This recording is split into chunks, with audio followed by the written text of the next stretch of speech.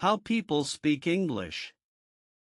Elara often felt a heavy knot of frustration when she encountered English speakers. Their effortless conversations, fluid grammar, and natural idioms seemed an impossible peak to conquer. Every morning, her daily struggle began anew, a silent battle against her own linguistic shortcomings. She longed for a day where words flowed freely. The vibrant world of international communication remained just beyond her grasp, a shimmering mirage. Simple tasks like ordering coffee or asking for directions in a foreign city became monumental challenges, riddled with anxiety. She observed how people speak English on television, mesmerized but also disheartened by the vast gap.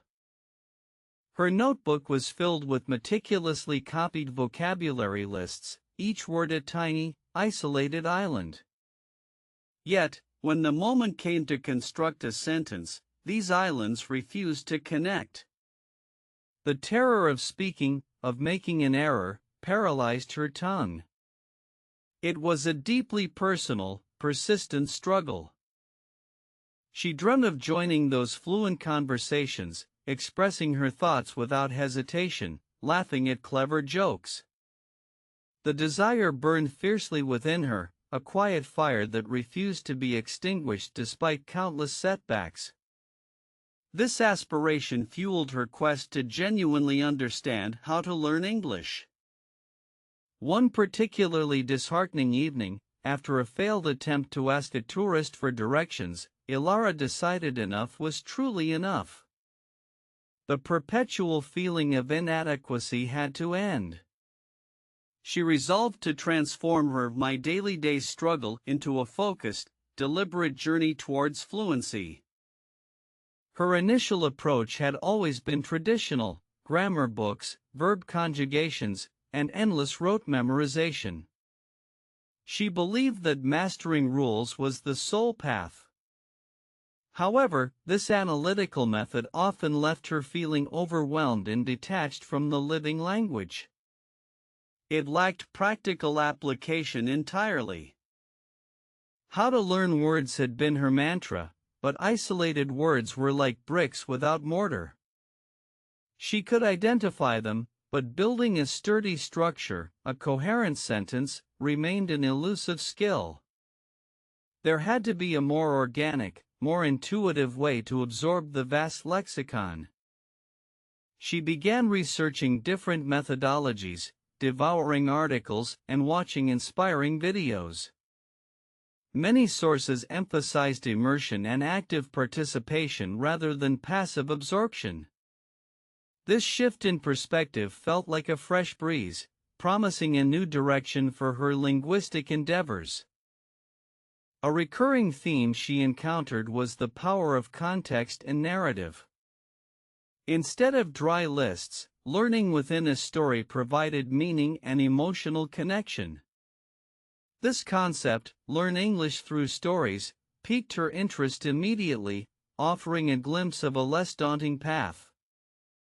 Elara found an online resource that provided short, engaging stories specifically designed for English learners. Each story introduced new vocabulary and grammatical structures naturally. This approach resonated deeply, feeling less like study and more like an enjoyable exploration.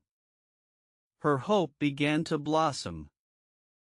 She started small, reading one story a day, focusing not on memorizing every single word, but on understanding the overall plot and key expressions. The narrative flow made how to learn words an integrated, almost effortless process. Words were now friends, not distant strangers. The characters and their adventures provided vivid mental images, helping new phrases stick more effectively. This method felt revolutionary compared to the old, tedious flashcards. She could visualize the scenarios, and the vocabulary embedded itself more organically within her memory circuits.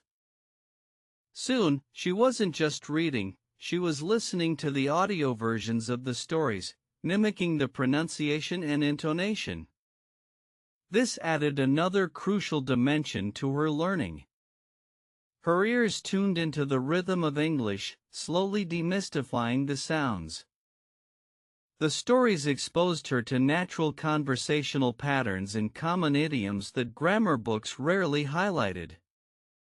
She began to notice how people speak English in their everyday interactions, recognizing phrases from her stories. This practical insight was invaluable for true fluency. While her vocabulary grew, the fear of speaking lingered. Reading was one thing, but producing the language herself felt like an entirely different, terrifying beast. English talking practice was the missing piece, but the prospect filled her with dread. She needed a bridge. She knew that genuine progress required active engagement. Passive learning, however effective for comprehension, would not unlock her voice. The theoretical knowledge had to transform into practical application. This realization prompted her to confront her greatest apprehension directly. Elara sought out online language exchange partners, a less intimidating environment than face-to-face interactions. Her first few conversations were excruciatingly slow, punctuated by awkward silences and fumbled sentences. Yet, she persevered, understanding that discomfort was part of growth. She focused on simple exchanges, asking and answering basic questions. Each small success, no matter how minor, built a tiny block of confidence. She discovered that most people were patient and encouraging, not judgmental, which eased her anxieties considerably. How to practice English became her new daily mission. She committed to at least 15 minutes of speaking practice every day, even if it was just talking to herself in front of a mirror. Consistency was proving to be far more powerful than intensity.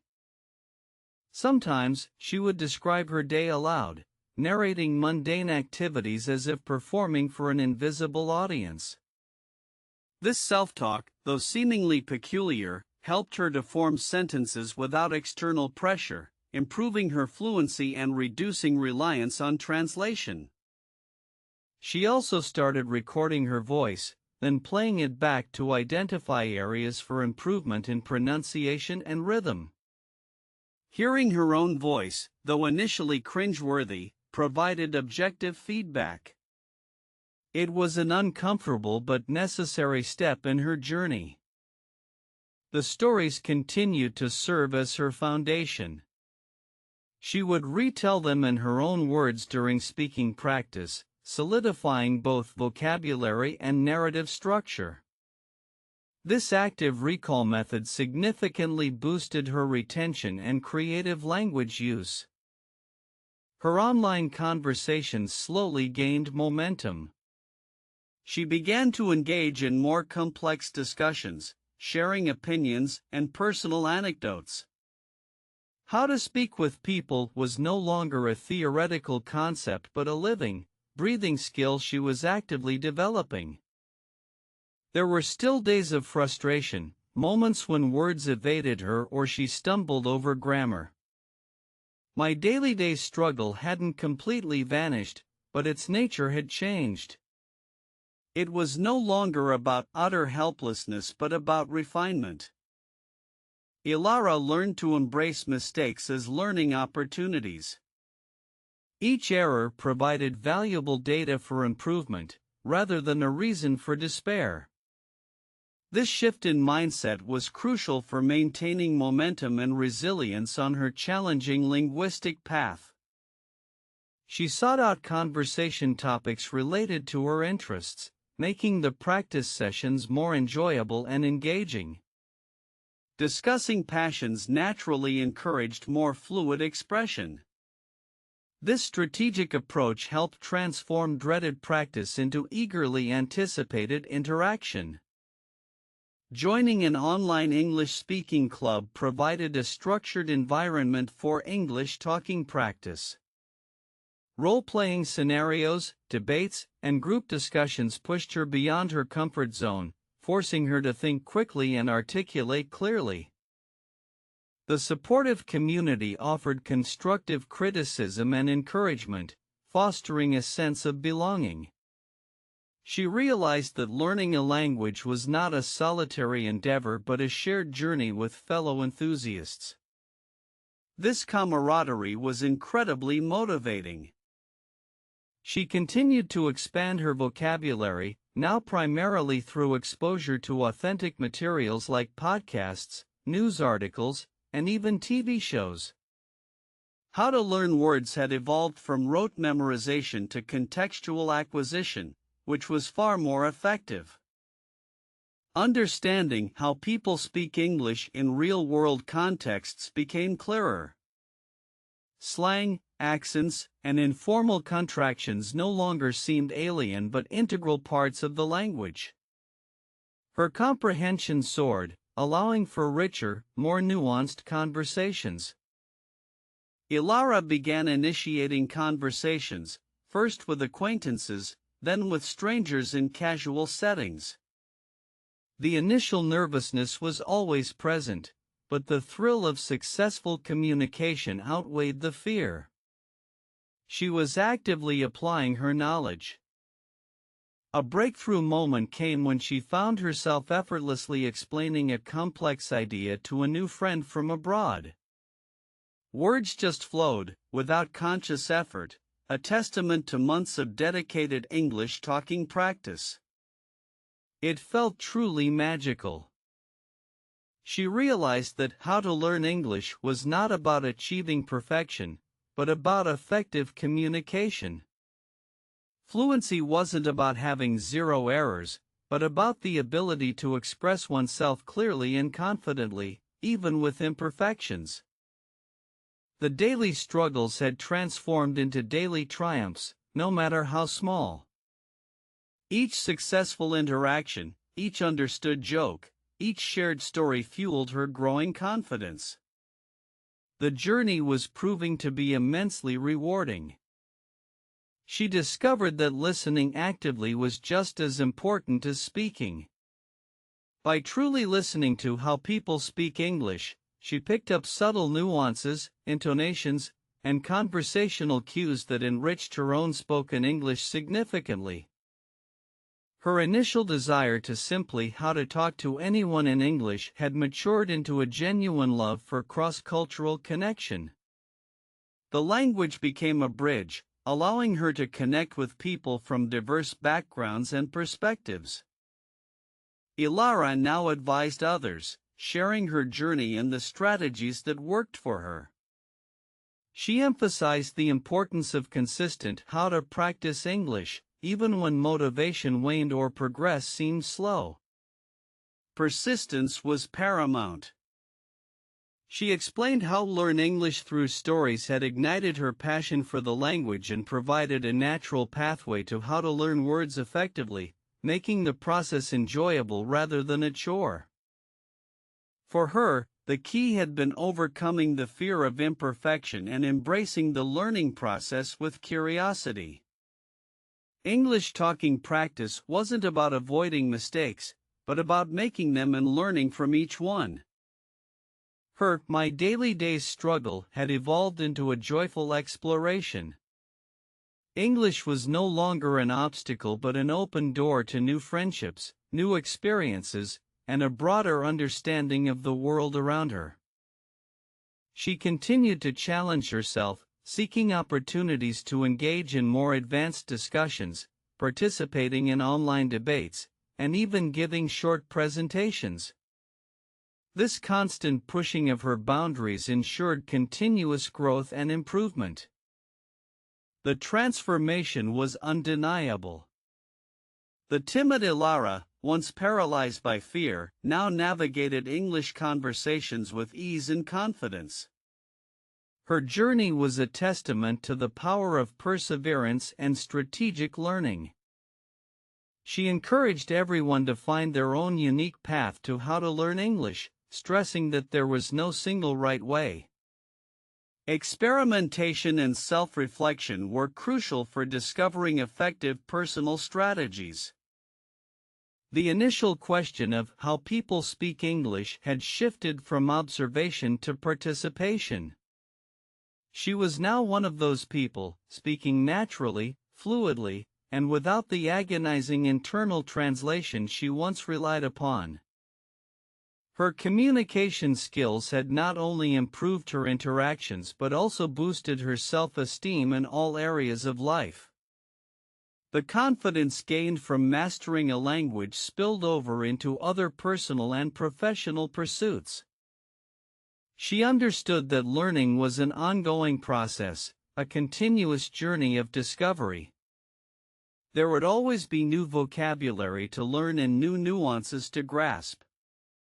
The adventure of language acquisition was never truly finished. Elara often reflected on her past struggles, marveling at how far she had come. The initial apprehension felt like a distant memory, replaced by a sense of accomplishment and profound gratitude for her persistence.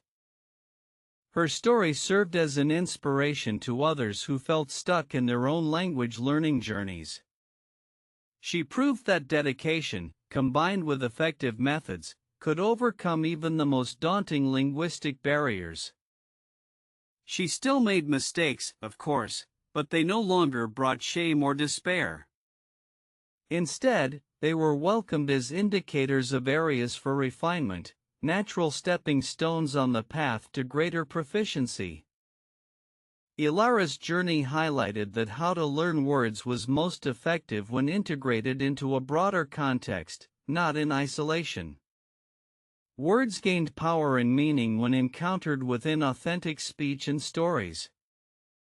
Her ability to how to talk to anyone in English had opened up a world of opportunities, from career advancements to richer travel experiences and deeper personal connections across cultures. The sound of English no longer evoked anxiety but excitement. Every conversation was an opportunity to learn, to share, and to grow. Her passion for the language continued to deepen with each passing day. She now truly enjoyed English talking practice, seeking out every chance to converse, whether with native speakers or fellow learners. The joy of communication became its own powerful motivator. Elara's transformation from a hesitant learner to a confident communicator was a testament to the power of embracing struggle and turning it into a catalyst for immense personal growth. Her journey was complete, yet ongoing. She realized that the best way to how to practice English was simply to do it, consistently and without fear. The magic happened not in perfection, but in the brave, persistent act of communication itself.